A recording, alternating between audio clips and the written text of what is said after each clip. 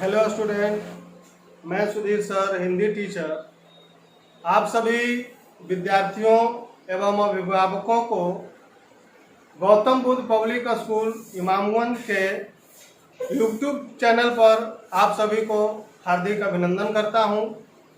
जो भी इस चैनल पर नए हैं वे इस चैनल को सब्सक्राइब कर बेल आइकन बटन को प्रेस करें ताकि गौतम बुद्ध स्कूल के द्वारा बनाए गए सभी वीडियो आपको प्राप्त हो और इस वीडियो को प्राप्त करने में किसी तरह का आपको असुविधा महसूस न हो।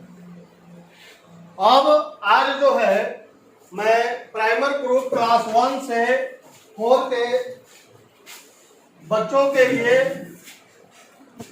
ग्रामर का जो फर्स्ट चैप्टर है भाषा,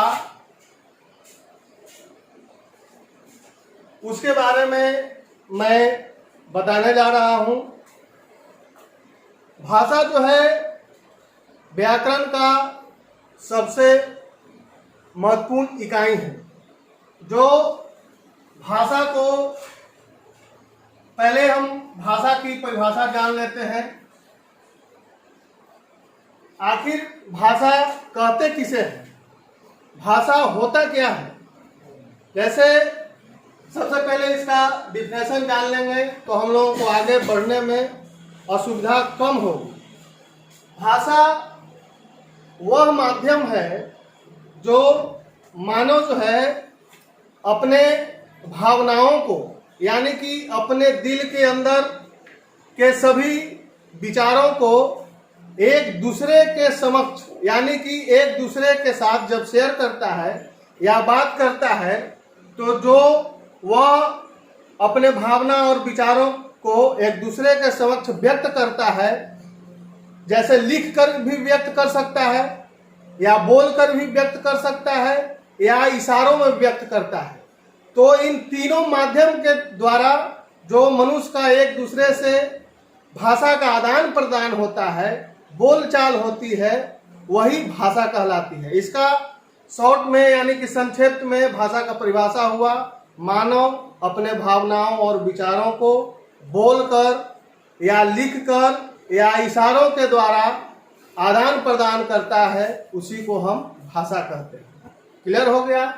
अब भाषा को हम लोग 3 भागों में बांट देते हैं। पहला है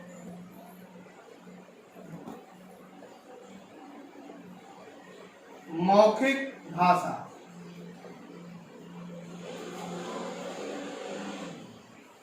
दूसरा है लिखित भाषा और तीसरा है सांकेतिक भाषा।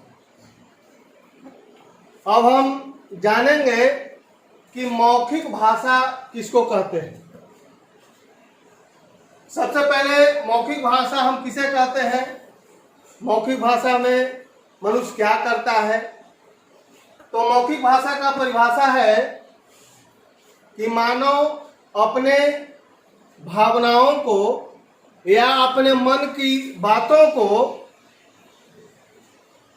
बोलकर दूसरे के समक्ष जो प्रकट करता है उसे मौखिक भाषा कहते हैं। जैसे हम बोले, जैसे मान लीजिए कि हम कुछ बोलते हैं कि अजी लड़का थोड़ा पानी लाओ, तो जो जिससे हम यह बात कर रहे हैं कि थोड़ा पानी लाओ, तो हमारे द्वारा बोले गए बात को वह लड़का समझा कि सर ने हमसे पानी मांग रहे हैं।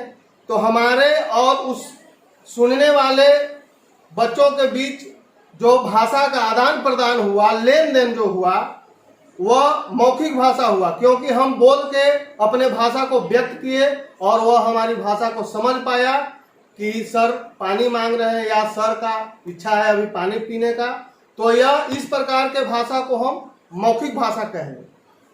दूसरा है लिखित भाषा।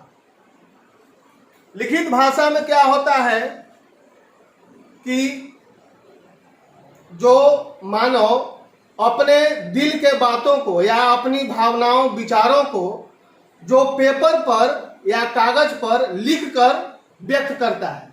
जैसे हम बोल नहीं सकते हैं, या मान लीजिए कि हम पढ़े लिखे हैं लेकिन हमारा गला खराब है या बोलने में असमर्थ है, तो हम लिख सकते हैं कि मैं अभी घर जाना चाहता हूं।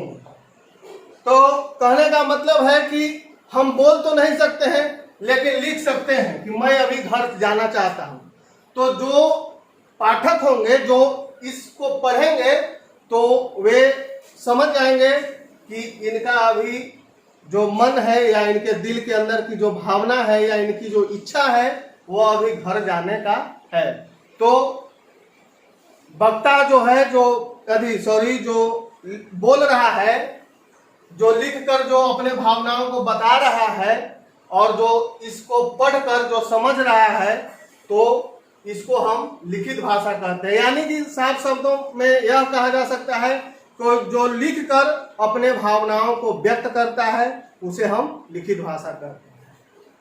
तीसरा जो है सांकेतिक भाषा। सांकेतिक भाषा वह माध्यम है जो आदमी न बोल सकता है न लिख सकता है, लेकिन वह अपने भावनाओं को इशारों में व्यक्त कर सकता है।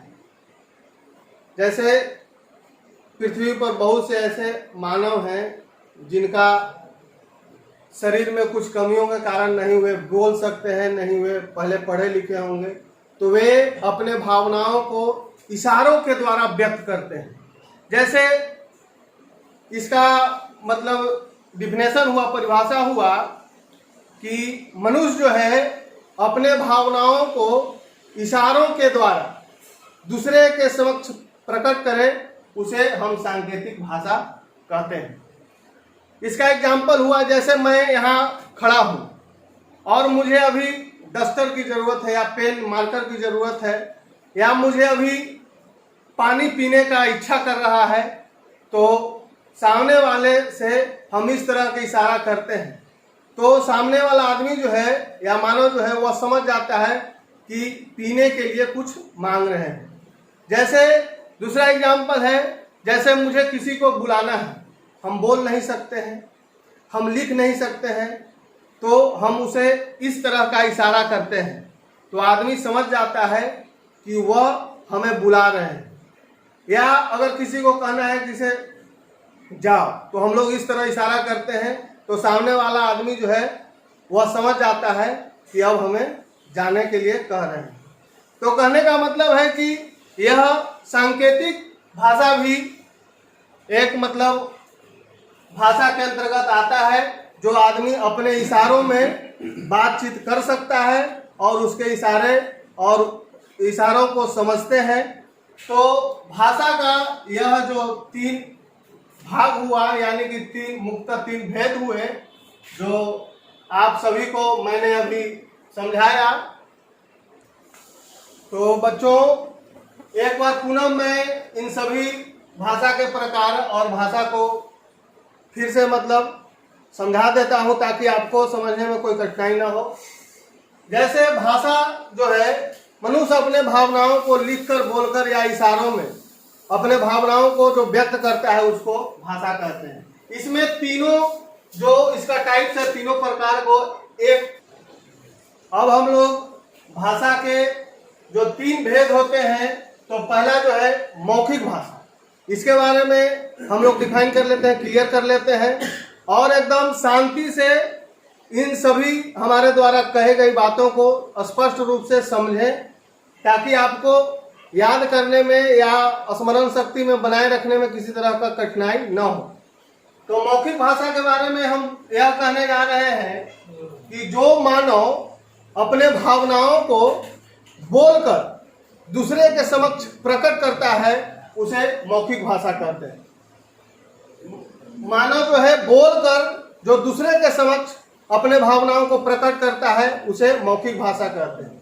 अब तो क्लियर हो चुका होगा, क्योंकि यह दोबारा रिवीजन हो रहा है। मौखिक भाषा उसे कहते हैं जो मानव मतलब कि बोलकर अपने भावनाओं को दूसरे के समक्ष प्रकट करता है। तो क्या आप लोग समझ चुके हैं? हमें तो पूरा विश्वास है कि आप समझ रहे हैं और समझ चुके होंगे। अब हम लोग चलते हैं लिखित भाषा की ओर। लिखित भाषा वह माध्यम है जो मानव लिखकर अपने भावनाओं को पाठकों के समक्ष यानी कि जो पढ़ता है उसके समक्ष व्यक्त करता है, उसे हम लिखित भाषा कहते हैं। लिखकर जो अपने भावनाओं को व्यक्त करता है उसे लिखित भाषा कहते हैं। जैसे कि मैंने बताया इसका एग्जाम्पल कि लिख के देता है कि मैं घर जाना चाहता हूँ, मुझे प्यास लगा हुआ है, तो इसका एग्जाम्पल हुआ लिखित भाषा का। अब लास्ट जो है सांकेतिक भाषा। तो मनुष्य जो अपने भावनाओं को इशारों में जो व्यक्त करता है उसे सांकेतिक भाषा कहते हैं। जैसे हम इस तरह का इशारा करते हैं तो आदमी समझ जाता है कि हमें बुलाया जा रहा है। इस तरह का इशारा करते हैं तो आदमी समझ जाता है कि हमें जाने के लिए कहा जा रहा है। तो सांकेतिक भाषा का एग्जाम्पल इस तरह हुआ। तो अब हमें विश्वास है कि आप सभी विद्यार्थी इसे अच्छी तरह से समझ चुके होंगे और इसे ज़्यादा कोई इधर उधर ध्यान भटकाने की बात नहीं है। बस इसे ध्यान पूर्वक सुन ले। यह बहुत सिंपल और साधारण इसका परिभाषा हमने दिया है जो आसानी से आप समझ सकते हैं। अब बच्चों, मैं आप लोगों को गृह कार्य के लिए कुछ प्रश्न दे रहा हूं जो घर में आप उसको पूरा करेंगे, घर में उसे बनाएंगे। पहला प्रश्न है,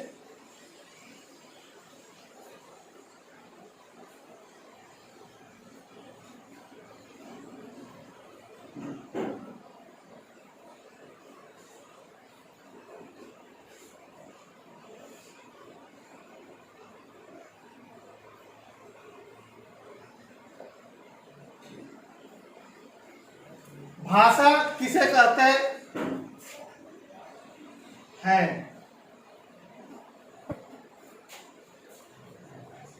दूसरा है,